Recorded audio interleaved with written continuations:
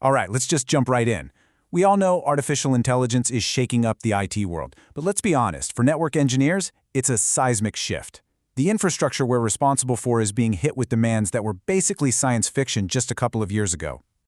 So, what we're doing in this explainer is mapping out what your job is going to look like as your company dives deeper into AI. We're going to pinpoint the new responsibilities and, more importantly, the exact skills you need to build to be ready.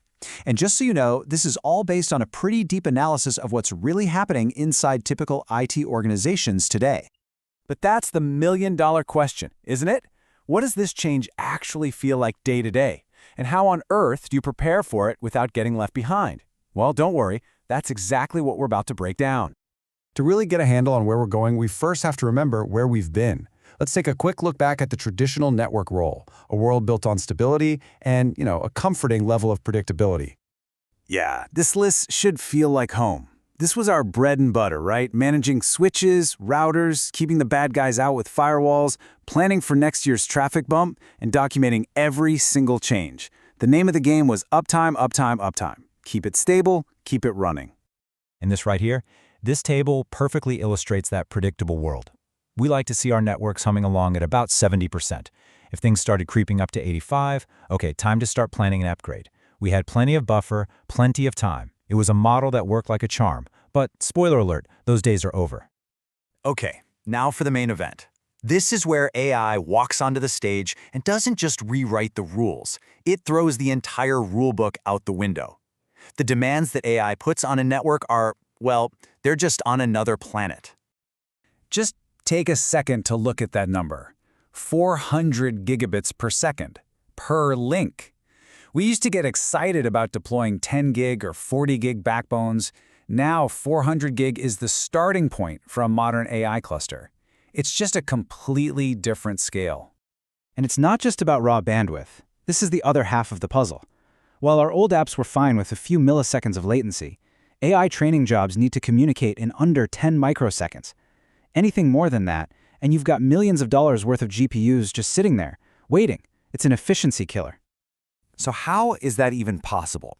Well, it's all thanks to a technology called RDMA. Think of it like this. It's a private superhighway for GPUs. It lets one GPU talk directly to another GPU's memory, completely bypassing the slow CPUs in the middle. This is the magic that makes microsecond latency a reality. And this comparison really drives the point home. We're shifting from the world we all know, lossy, best effort networking, to a world of lossless, guaranteed delivery. This isn't just an evolution, it's a revolution. It requires a whole new way of thinking about how networks should be built and managed. Okay, so we've established the problem, and it's a big one. But now, let's get to the good part, the solution. The answer is a brand new toolkit of skills. So let's talk about what you need to have in your toolbox for this new era.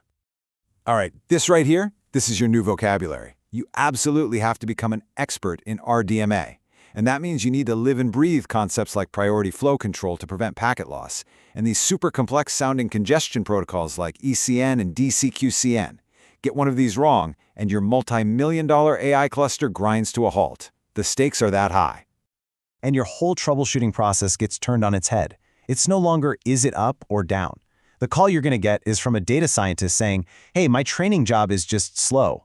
Your job now is to become a detective, digging through insane amounts of telemetry data to find these tiny microbursts or latency spikes that are robbing the GPUs of their efficiency. Look, I know this sounds like a lot to take on. It can feel a little overwhelming. So let's make it real. Let's lay out a simple 90-day plan to get you started on this journey and make it feel totally achievable.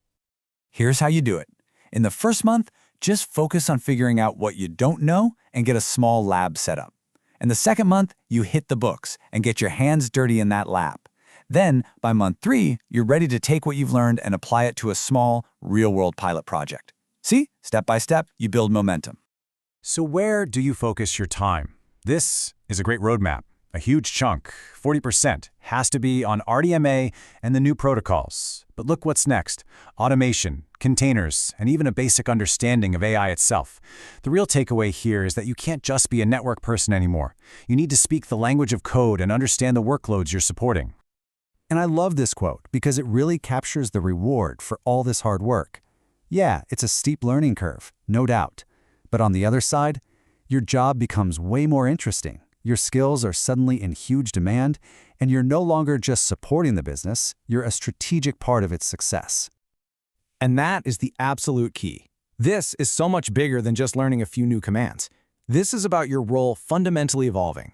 You're shifting from being a support function to being a strategic enabler of the most important technology initiative in your company's history. At the end of the day, it's simple. AI cannot exist without the network. It's the absolute bedrock that all of this amazing technology is built on. So the only question left to ask is, are you ready to be the architect?